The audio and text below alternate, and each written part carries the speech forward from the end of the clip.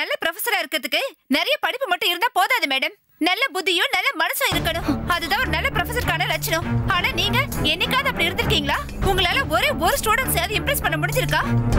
ஆனா மாதவி மேடம் அப்படி இல்ல. அவங்க நிறைய ஸ்டூடெண்ட்ஸ் பாதிச்சிருக்காங்க. அவங்க வாழ்க்கையை மாத்திருக்காங்க. அவங்க கால் தூசிக்கு கூட நீங்களே ஈடாக மாட்டீங்க. அவங்கள பத்தி பேச உங்களுக்கு என்ன அருகதை இருக்கு? நீங்க மாதவி மேடம் மாதிரி ஒரு நல்ல ப்ரொஃபஸரா இல்லைன்னா கூட பரவாயில்ல. ஆனா ஒரு சராசரி ப்ரொஃபஸரா உங்களுக்கு ஏதாவது ரெஸ்பான்சிபிலிட்டி இருக்கா? ஸ்டூடெண்ட்ஸோட வாழ்க்கையை பத்தியும் அவங்க எதிர்காலத்தை பத்தியும் உங்களுக்கு கொஞ்சமாவது அக்கறை இருக்கா? அது எதுவும் கிடையாது.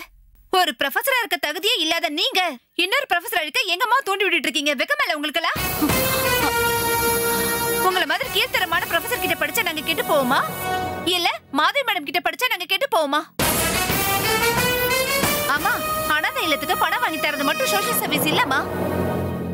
நம்மள சுத்தி இருக்கவங்களுக்கு நல்லது நினைக்கிறதும் நல்லது செய்யறது நம்ம ஒரு சோஷியல் ஒர்க்கரோட அடையாளம். ஆனா நீ என்ன பண்ற? மாதவி மேடத்தை அழ வைக்கணும், அவங்களுக்கு அதர வைக்கணும்னு பிளான் பண்ணிட்டு இருக்க. உன்னை சோஷியல் ஒர்க்கர்னு சொல்லிக்க உனக்கே உடம்பு கூசல? இப்படிப்பட்ட உன் வயத்துல பிறந்த எனக்கு எப்படிமா நல்ல புத்தி வரும்? ஆமா, நான் தெரியாம தான் கேக்குறேன். மாதவி மேடம் அப்படி என்னமா கெடுதல் பண்ணிட்டாங்க உனக்கு? உனக்கு சேர வேண்டிய சொத்தை அடிச்சு புடிங்கிட்டாங்களா? இல்ல உன் விஷயத்துல தலையிட்டாங்களா? அவங்களுக்கு ஏதோ பர்சனல் ப்ராப்ளம், யார்கிட்டயும் சொல்ல முடியாத நிலைமை. ஆனா நீ அதுலயும் புகுந்து தோண்டி தோண்டி துருவி அவங்களுக்கு நிம்மதி இல்லாம பண்ணிட்டியம்மா. ஆமா, உன் வாழ்க்கையில எந்த ரகசியமும் கிடையாது. என் புருஷன் ஃபாரின்ல இருக்கான்னு எல்லாருக்கிட்டையும் சொல்லிட்டு தெரியுறியே.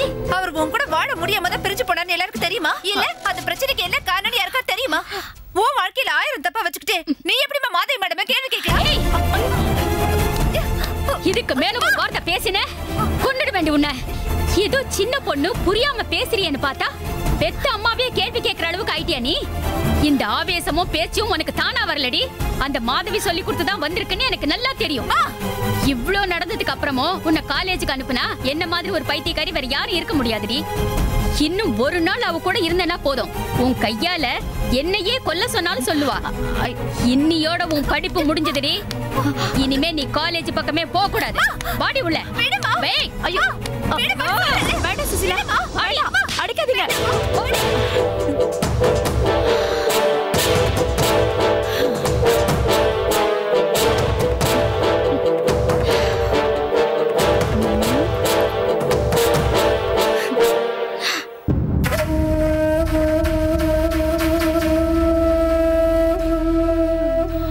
கீர்த்தனா, அத்தை பரவாயில்ல உட்காரு. ஆமா, இப்ப வயிற்று வலி எப்படி இருக்கு? பரவாயில்ல அத்தை. நான் உங்ககிட்ட ஒன்னு கேட்பேன், நீ உண்மையை சொல்லணும். கேளுங்கள் அத்தை. என் புள்ள உன்னை நல்லபடியா வச்சிருக்கானா? உங்ககிட்ட சந்தோஷமா பேசுறானா? ஏன் அத்தை இப்படி எல்லாம் கேக்குறீங்க? ரவி முழு மனசோட இந்த கல்யாணத்துக்கு சம்மதிக்கலன்னு எனக்கு நல்லா தெரியும். காலப்போக்கில் அவன் மாறிடுவாங்கிற நம்பிக்கையில தான் இந்த கல்யாணத்தையே நடத்தி வச்சோம். ஆனா அவன் கடைசி வரைக்கும் இப்படியே இருந்துருவானோன்னு எனக்கு ரொம்ப பயமா இருக்குமா. உங்களுக்கு அந்த பயமே வேண்டாம் அத்தை. அவர் என்கிட்ட பிரியமா தானே இருக்கார். பொய் சொல்லாதம்மா. உன்கிட்ட அவன் அப்படி பிரியமா இருந்தா உன்னை ஹாஸ்பிட்டல்ல விட்டுட்டு அவன் அப்படியே ஆபீஸ்க்கு போயிருப்பானா? எனக்கு சாதாரண வயிற்று வலி தானே அத்தை. அதோட நீங்க கூட இருக்கீங்க. அந்த தைரியத்துல தான் அவர் போயிருக்காரு. என் புள்ளைய பத்தி பேசினா நான் எதுவும் வருத்தப்பட போறேன்னு நீ எதுவும் மறைக்காதம்மா. என் புள்ளையோட சந்தோஷம் மட்டும் இல்ல, எனக்கு உன் சந்தோஷமும் ரொம்ப முக்கியம். என் புள்ளைக்கு நல்லது பண்றேன்னு ஆசைப்பட்டு உன் வாழ்க்கை அழிச்ச மாதிரி நாங்க ஆயிடக்கூடாதுமா. நீ தனியா இருந்தப்ப ரொம்ப கஷ்டப்பட்டிருப்ப. அந்த கஷ்டத்துக்கெல்லாம் இந்த வாழ்க்கை தான் உனக்கு ஒரு மருந்தா இருக்கணும். அப்படி இல்லாம உன்ன இருந்த வாழ்க்கையே தேவலைன்னு நீ நினைச்சிடக்கூடாதுமா. அப்படி ஒரு நினைப்பு உன் மனசுல சின்னதா வந்திருந்தா கூட இந்த கல்யாணத்துக்கு அர்த்தமே இல்லாம போயிடுமா. அப்படி எல்லாம் எதுவும் இல்லை அத்தை. நான் இங்க நிம்மதியா சந்தோஷமா தான் இருக்கேன். நீ சொல்றதை என்னால முழுசா நம்ப முடியலையேம்மா. ஏன் அத்தை அப்படி கேக்குறீங்க? கல்யாணத்துக்கு முன்னாடி அவனை விட்டு கொடுக்காம பொய் சொன்னவளாச்சே நீ. அப்பவே அப்படின்னா இப்போ உன் புருஷனா இருக்கிறவனை எப்படி விட்டு கொடுத்து பேசுவ? நான் உனக்கு கொடுத்த வாக்குப்படிதான் நீ இந்த வீட்டுக்கு மருமகளா வந்திருக்க. உண்மை என்னங்கிறது எங்களுக்கு தெரியாமே போயிடுச்சுன்னா எங்க வார்த்தையை காப்பாற்ற முடியாமே போயிடுமேம்மா. அதனாலதான் நான் உங்ககிட்ட திருப்பி திருப்பி கேக்குறேன். பிரச்சனை ஏதாவது வந்துச்சுன்னா அதை வெளிப்படையா சொல்லிடுமா என்கிட்ட. அவங்கிட்ட நான் பேசுறேன். என்னம்மா யோசிக்கிற? நான் சொல்றதை எப்படி நம்ப வைக்கிறது என்று யோசிக்கிறேன் அத்தை. நீ உண்மைய சொல்றியோ இல்ல என்ன சமாதானப்படுத்துறதுக்கு பொய்ய சொல்றியோ எனக்கு தெரியல. ஆனா எனக்கு ஆறுதலா இருக்கிறது ஒரே ஒரு விஷயம்தாம்மா. என் புள்ள அடிப்படையில ரொம்ப நல்லவன். ஆனா கல்யாண விஷயத்துலதான் மோசமா நடந்துக்கிட்டான். உன்னோட அன்பும் பொறுமையும் அவனை மாத்திடும்னு நான் நம்புறேம்மா.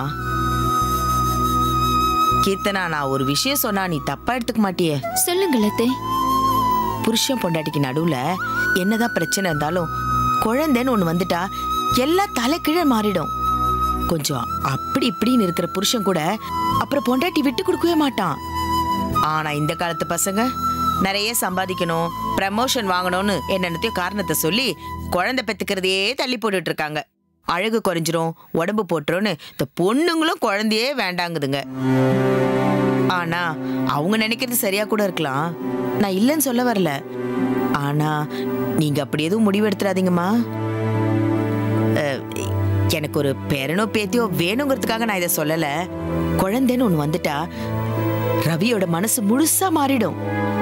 எவ்வளவு பெரிய பிரச்சனையா இருந்தாலும் குழந்தைய தவிர அப்புறம் வேற எதுவுமே மருந்து இருக்காதுமா. இதுக்கு மேல நான் என்ன சொல்றதுனே தெரியல.